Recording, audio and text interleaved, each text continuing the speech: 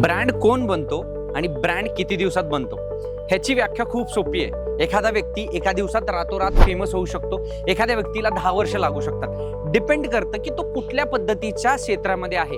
एखादा व्यक्ती ब्युटी क्षेत्रामध्ये असेल तर त्याला ब्रँड बनण्यासाठी 1 दिवसही पुरेसा असतो, कारण त्याचे लुक्स मॅटर करतात। एखादा व्यक्ती फूड इंडस्ट्रीमध्ये असू शकतो, ज्याला ग्रो करण्यासाठी वेळ लागू शकतो।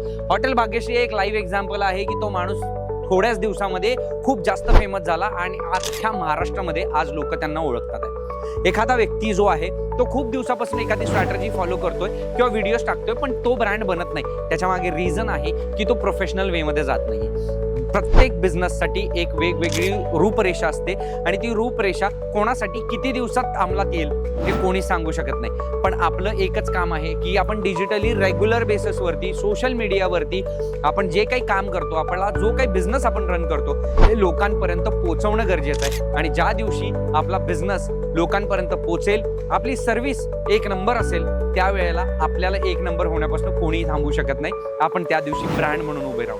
आणि जर तुम्हालाही ब्रँड बनायचं असेल आणि तुम्हाला सुद्धा एका क्रिएटिव्ह टीम बरोबर काम करायचं असेल, ज्यांच्या माध्यमातून तुम्ही ग्रो करणार आहात हे जर तुम्हाला माहिती असेल आणि तुम्हाला सुद्धा वैयक्तिक लेवलवरती ग्रो करायचं असेल, तर डेफिनेटली द ब्रँड बिल्डर्सचा कॉन्टॅक्ट करा। आम्ही तुमच्यासाठी एक व्यवस्थितरित्या एक टीम बिल्ड करू, जी टीम क्रिएटिव्हली तुमचा बिझनेस ग्रो करण्यामध्ये तुम्हाला हेल्प करेल।